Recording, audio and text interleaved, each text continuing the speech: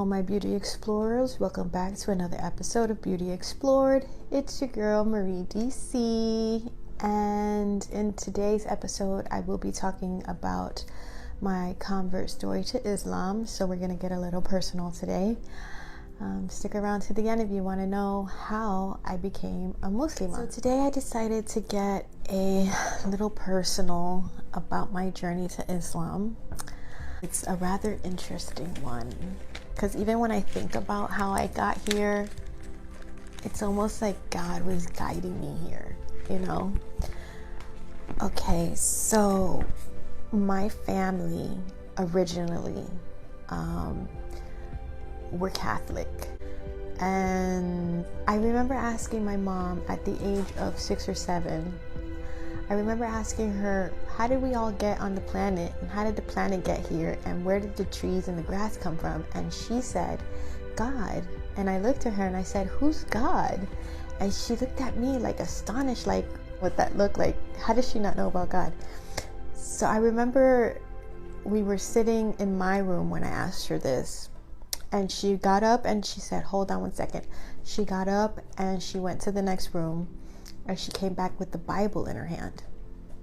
And she said, all the answers are in this book. All you have to do is practice how to read it. And so I started to read the book. I got through, I believe, the first 3 chapters of the book. Initially, what she had read to me was that everything came to be because of God. It took 7 days to make the everything on earth, all the animals, and on the Sabbath he rested. And he talked about Adam and Eve. Well, anyways, it wasn't too long after that she had started taking me to Catholic church. And every Sunday I would go to Sunday school. And this nun in her full nun uniform, her head wrap and her dress, she would come pick me up every Sunday to take me to and from Catholic church. And then I was supposed to do my communion. I did this for a really long time, and until I was ready to do my communion. And then right when I was going to do my communion, family caught some sort of beef or whatever. I don't know what was going on. There was always fighting in my family. So they took it out on us, and so I wasn't able to do my communion. But I continued reading the Bible on my own, trying to figure out just God, who this God person was. And being such a young mind, I didn't really fully grasp the whole ideology of it. Yes, you can say, being a Catholic, I learned about the Old Testament a lot. It wasn't until I turned 15 or 16 that I came across Christianity. And the way I came across Christianity was through a group of friends that I had. I just felt like lost. There's all this evil out in the world, and I had suffered abuse and all that and trauma already by that time. And so I was yearning for God. I was looking for him. And it wasn't until I met a bunch of kids in the new school that I went to that they started teaching me about Christianity. And I was like, oh wait, you don't have to say our fathers and all this stuff? He's like, no, you just talk to God like you're talking to a friend. And I was like, talk to God like you're talking to a friend? You can do that?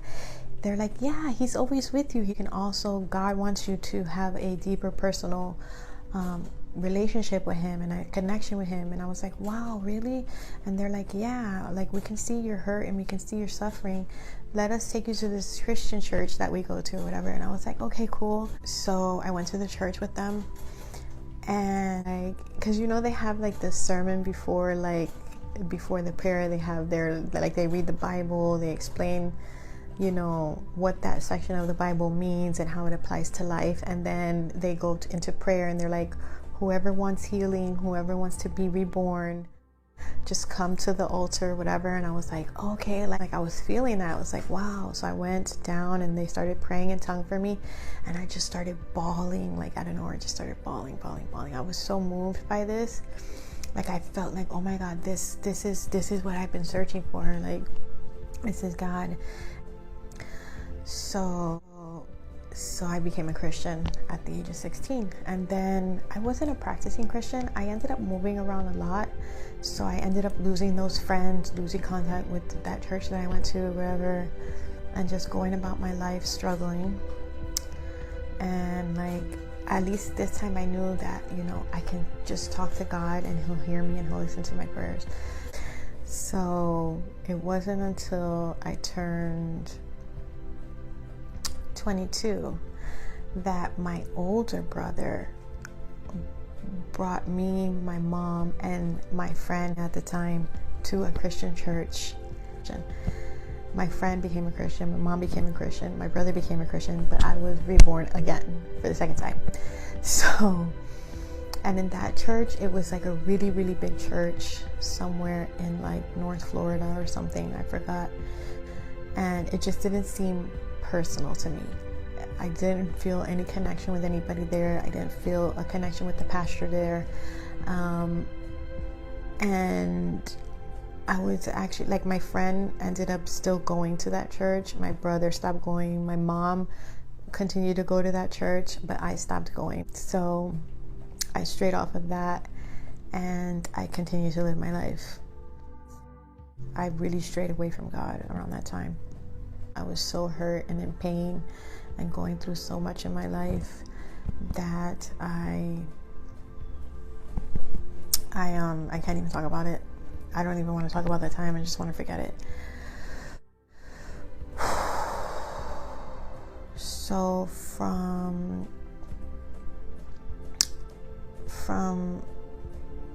26 to like 30,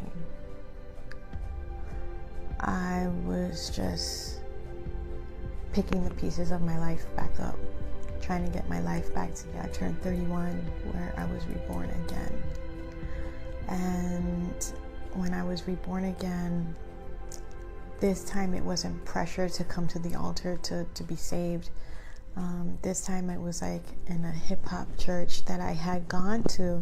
And it's so weird because this church, when I lived in Miami Springs, I used to hear music, hip-hop music, and I was like, who keeps throwing a house party? I didn't know that this was the church I would end up going to.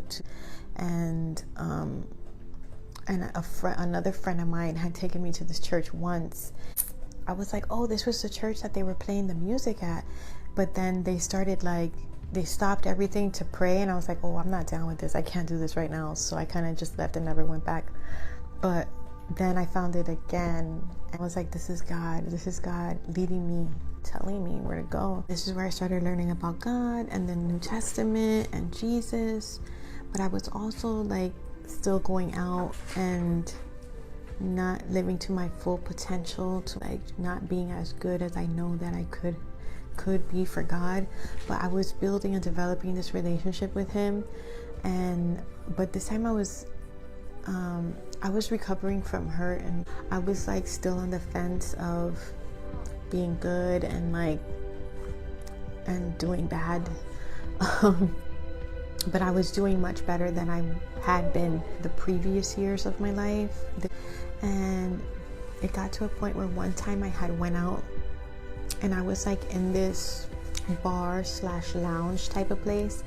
And I remember going to the bathroom and this lady handing me a card for a masjid. And she had a hijab on, and it was a masjid called Al Ansar, and it was in Wingwood in Northwest 7th Ave. I didn't think anything of it. I just thought it was weird, but I did put the card in my back pocket. A couple of weeks later, a month or two later, I know it was a little while later, we got into this lecture and this Bible study, and I don't know what came to be, but this was after the lady giving me that card. I don't know how this conversation came to be. I don't know what possessed me to ask this question, but I think he began to talk about the Trinity, the Father, the Son, and the Holy Ghost. And he was talking about the story in the Bible of where they went to capture Jesus.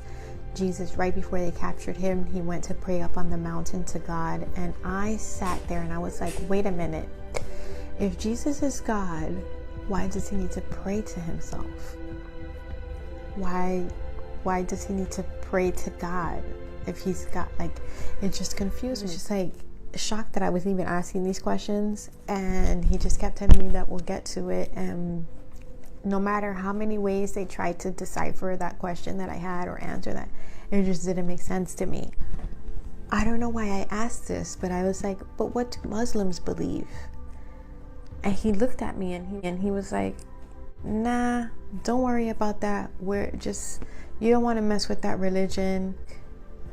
He didn't want to get into details about what being a Muslim was. So I was just like, okay, I guess we'll just forget about it. I just continued to focus on my relationship with God. I continued to read the New Testament. I continued to go to church every Sunday and Bible studies every Thursday or Friday or whatever it was. I just continued to just try to build that relationship with God until I left the church and I moved to Georgia. And when I moved to Georgia, I had met someone who was a Muslim, and that would be the person that I'm married to today. He started telling me about Islam, and so instead of believing his word, I got to studying and researching on my own, and I ended up working at this Al Farouk Masjid in Atlanta, Georgia, for the elementary school that was next door to them. And that's where I devoted myself to become Muslima. And that was back in 2015, March 2015. And ever since then, I've just been on my path to understanding what it is to be a Muslim. It's a very spiritual path. It's a very devoted path, and it's the reason why I'm trying to wear more of my hijab. I'm not sitting here telling you that I'm a complete hijabi, that I wear my hijab all the time, but I try to make an effort to put it on. I just, continue to try to build and develop that relationship with God. That's all I want, is to know God. At the end of the day, I may have become a Catholic, a Christian, and a Muslim throughout my lifetime. I felt more of a spiritual connection, not only to God, but also to the environment, to my surroundings, to other people when I became Muslim.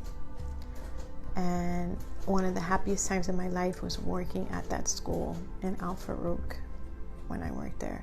I was dedicating my life to Allah, inshallah, and I've been trying to do it ever since. Now, please understand that this journey isn't one that I took lightly. It's not one that I just decided one day I woke up and I'm like, oh, I'm gonna be, a Muslima.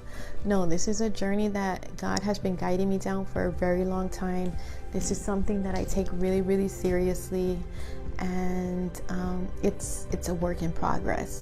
But the relationship that I'm developing with Allah is between me and Allah. Thank you so much for listening to my story. And until next time, I'll see you in the next video. Make sure to stick around and watch more videos. Thank you for your time, and love and light. Peace.